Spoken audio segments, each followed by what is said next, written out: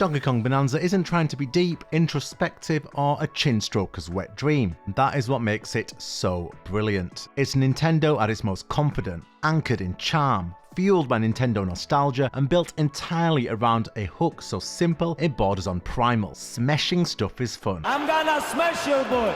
Now, while my overall experience is highly positive, there are a few criticisms that I feel just haven't been adequately addressed in other reviews. And look, these are relatively minor missteps. Well, actually, one I have a particular bugbear about, I'll get onto that in a minute, but they're just more like the occasional banana peels on an otherwise smooth and rewarding journey.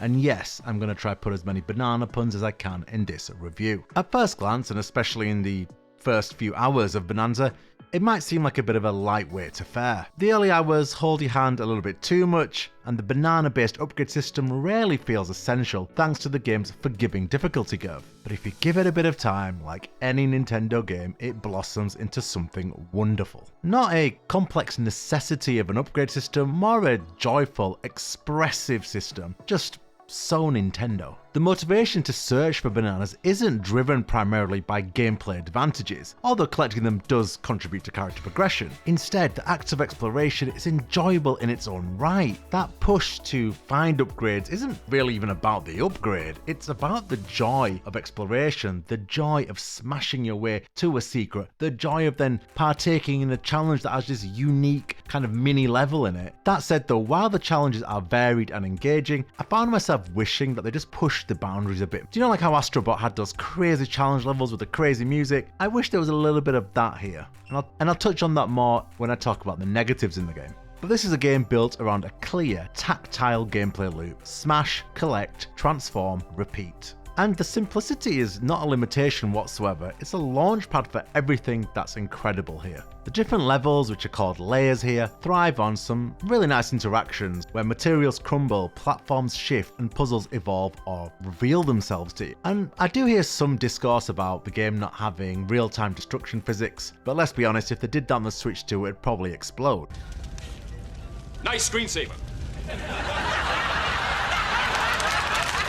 But where Bananza really lands is in the celebration of Nintendo's legacy, but while at the same time crafting something unmistakably modern and new. There are constant nods to franchises like Luigi's Mansion, Wind Waker, Diddy Kong Racing, Banjo-Kazooie, Tears of the Kingdom, Super Mario Odyssey, but it isn't nostalgia for nostalgia's sake. It's woven into a game world that's playful, explorative, and rarely predictable. It feels like a Nintendo mixtape or a greatest hits Nintendo, then just another Donkey Kong game. And I have to give a special shout out to Donkey Kong himself. The new design here, honestly, it's just won me over so much. It's expressive, more expressive than ever, full of comedic beats and unexpectedly warm moments. He's a character you really root for. Not just this vassal of destruction and smashing, but a curious, loving, occasionally clumsy hero you really connect with. I wish I could talk about the ending, because there's just this scene at the end, and I can't show you because I don't want to spoil it, but he just goes through this range of emotions when talking to Pauline, and it's so great to watch. He doesn't say a word, but he doesn't need to, and I think that's the brilliance of this Donkey Kong. The co-op as well, I need to shout this out because not enough people have. While it's chaotic and completely broken,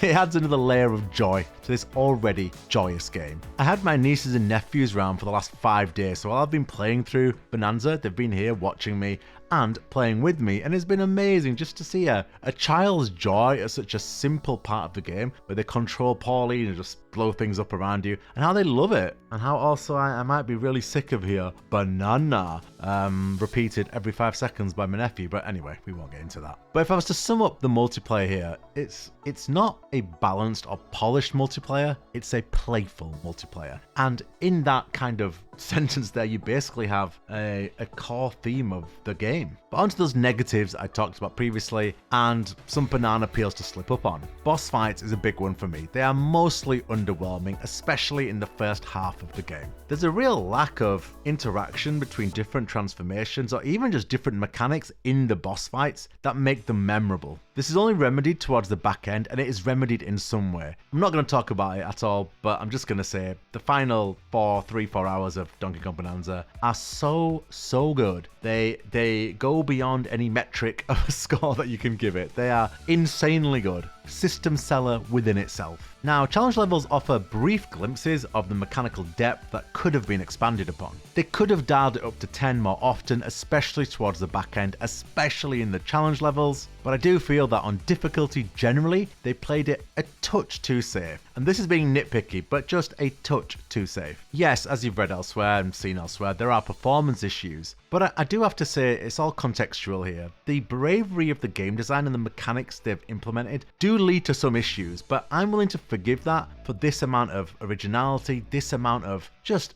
bravery, just the balls, quite frankly, to do something like this on a handheld machine. The same goes with the camera. The camera's constantly having to think where the best position for the camera is. And when you're rearranging the furniture, so to speak, in this game so often, the camera is often just kind of lagging behind. But as I said, in context, these flaws are totally forgivable. The game's core design goal, to give you a smashing good time, never wavers. It's for the most part highly polished, personality driven, and relentlessly entertaining. It may not challenge the reflexes or brain as much as it delights the senses, but that's by design. I mean, it's a Nintendo game. Nintendo generally builds from the front up, and in Donkey Kong Bananza, the foundation is rock solid. To put it simply, Donkey Kong Bananza is Nintendo doing what it does best, taking a simple concept and layering it with charm, nostalgia, and a refined gameplay loop. It's not deep, but it's deeply enjoyable. That's it for my Donkey Kong Bananza review.